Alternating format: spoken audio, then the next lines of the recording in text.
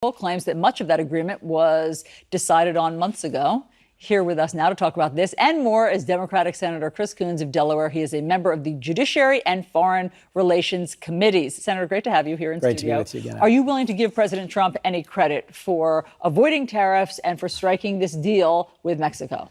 For creating a crisis which he then sort of partially at the last minute solved while still misrepresenting. Is that a no? That's a no. But I mean, Mexico did. And he's still saying that there are secret provisions to the deal that make it better, that make it more than Mexico had already agreed to months ago. Look, this is classic Trump.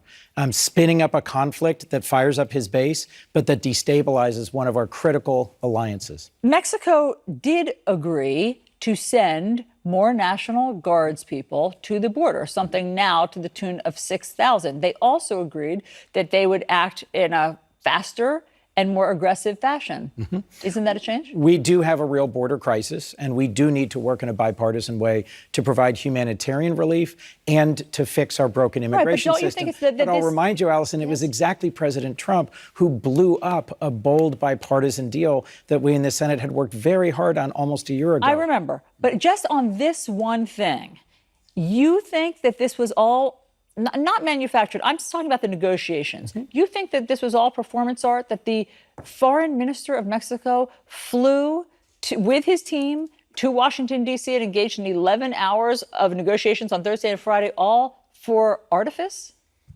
I think President Trump over and over again, whether it's with North Korea or Mexico, whether it's our NATO allies or it's in other places around the world, fires up and creates and stokes conflict only so that he can seem to resolve it. In some cases, they are very real challenges, like security with North Korea.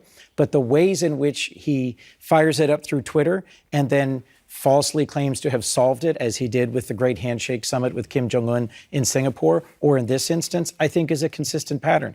It's also why I think Joe Biden is the best candidate to be our next president. He brings some sense of experience, calmness, predictability in foreign policy, something we're not yet talking about. I do want to get to Joe Biden in a second, but just one last thing, because the acting DHS Secretary, McAleenan, said that there are new things in this negotiation. So let me play for you what he said yesterday. Listen to this.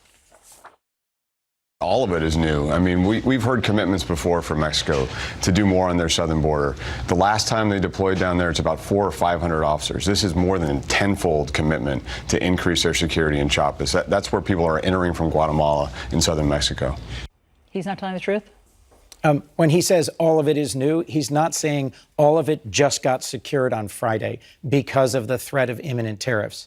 He's doing a great job of spinning on behalf of the administration. I'll remind you, a lot of what has stoked the current crisis at the border was dramatic withdrawal of our support for stabilizing the Northern Triangle. Meaning financial withdrawal. Yes. Yes, the Trump administration has cut back dramatically on what had been a successful strategy of discouraging folks from leaving their home countries in Central America that are increasingly in chaos. I am happy to give the Trump administration credit for moving Mexico towards stronger enforcement, but I am not willing to concede 1 inch that this last completely unnecessary, 12th hour fight over will we or won't we have tariffs imposed today was in any way constructive. It was destabilizing to our markets, to our relationships, and it continues to have our allies around the world wondering which Trump they're dealing with.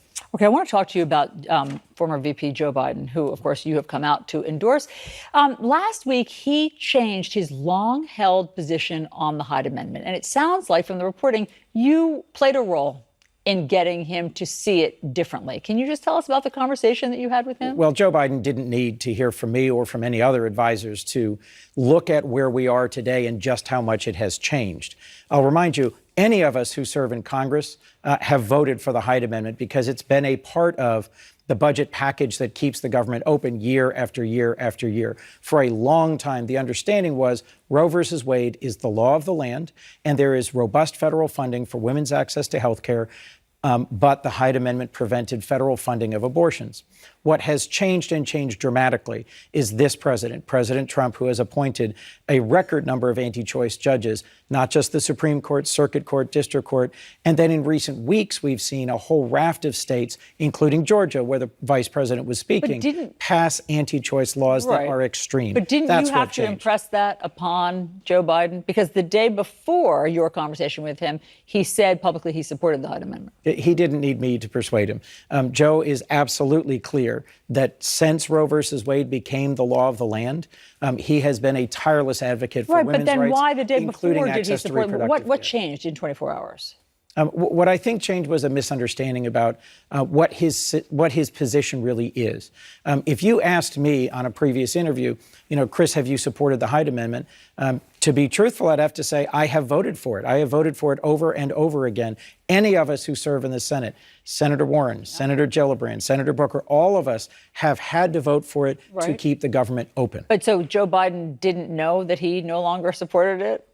Look, I think this was an important moment for him to look at the ways in which the Republicans have changed the environment we're currently serving in. It is just in the last few weeks that states like Georgia have passed not just laws outlawing abortion, but outlawing abortion in all cases, including incest and rape, where it has become more extreme than it's ever been in our lifetimes. I don't think you're taking enough credit, basically, for whatever the conversation was with you and Joe Biden, because remember, I'll remind our viewers, you were also, I think, instrumental in getting Jeff Flake to change his position about Brett Kavanaugh. So I'm just wondering what your secret sauce is in terms of being persuasive with your colleagues. It's no secret sauce. It's just listening and encouraging people to listen to their heart, something Joe Biden has always done. I'll remind you, we heard a lot about why he wasn't in Iowa on Friday. It's because he was at his granddaughter's high school graduation. He's got his priorities right. He'll be out in Iowa tomorrow. And I know that the voters in Iowa will see what I see, which is someone who really understands how to connect with the average American